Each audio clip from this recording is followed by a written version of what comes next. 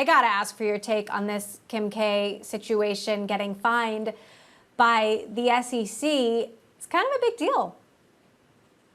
It is. I mean, Kim Kardashian is one of the most influential people on the internet. She has hundreds of millions of followers. But I think there are two big issues here. Number one, the SEC doesn't oversee advertising. The FTC does. So this should be an FTC matter to begin with. And number two, in order for these allegations to be true, Ethereum Max or the EMAX token has to be security. And I have not seen a statement come out or a ruling come out from the SEC to indicate that. So while it's an attention-grabbing headline, I think it's another example of Gensler's SEC pursuing rulemaking via litigation, which is disappointing.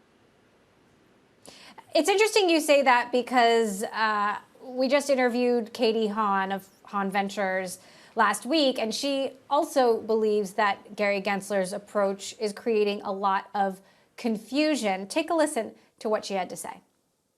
I'll just tell you what I hear from founders is that they're very confused because they get told, come in, register, just come in and talk to us.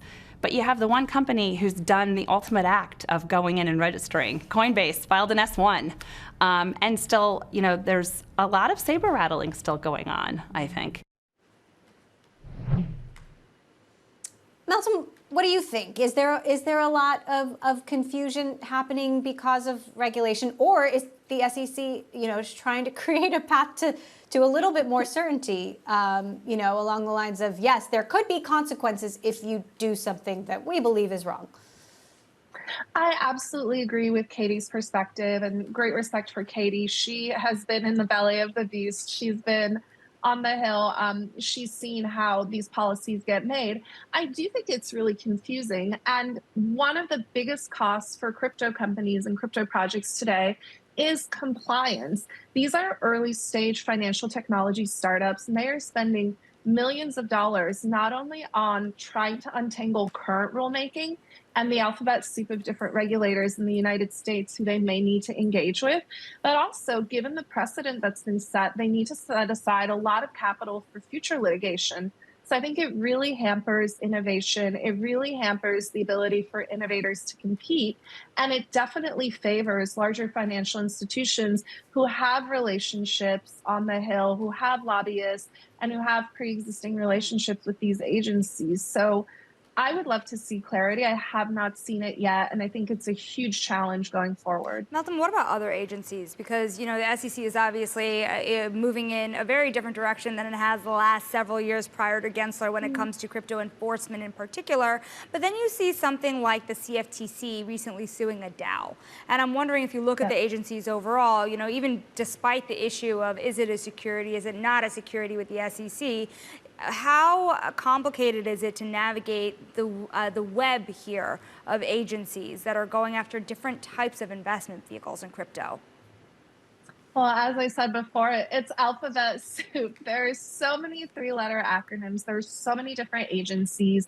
It started really with the CFTC and the SEC. Now there are a number of different agencies involved. Intelligence is involved. If we look at the recent Tornado Cash OFAC issues and sanctions issues, if we look at some of what's happening on the Russia side with people concerned about money movement, there's a lot to navigate. There's not a whole lot of clarity. Now, the Biden administration did put out an executive order, but again, how long will it take for the research phase to move forward? How long will it take for actual practicable policy to be implemented?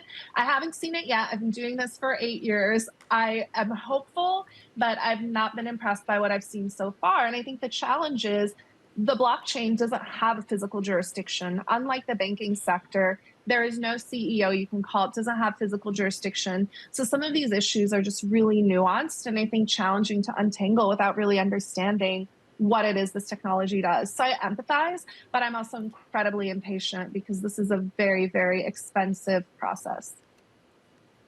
Well, speaking of impatience, you recently tweeted that VCs are going to start asking for refunds.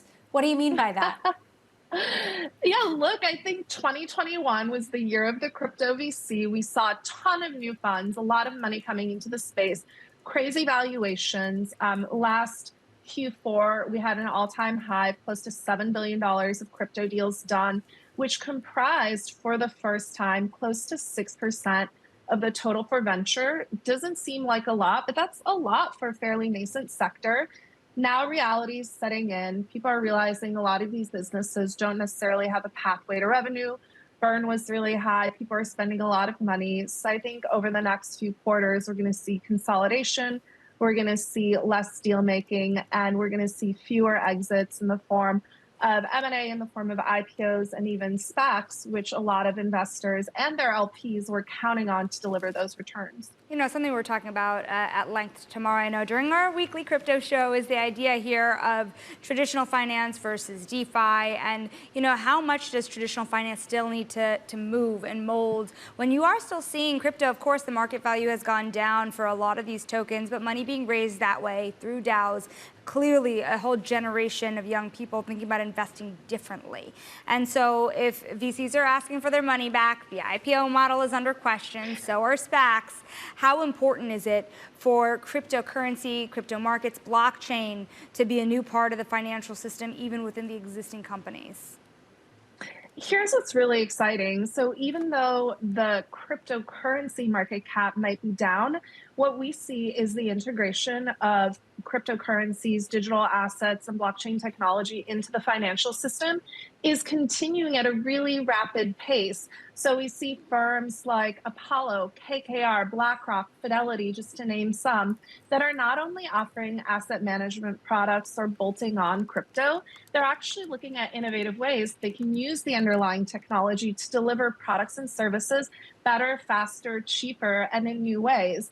So I'm really excited about this trend. It's not necessarily cryptocurrency in the traditional sense, but I think that a lot of institutions are looking at the speed at which money can move, some of the programmatic capabilities of DeFi and being able to actually program financial assets digitally on a global medium.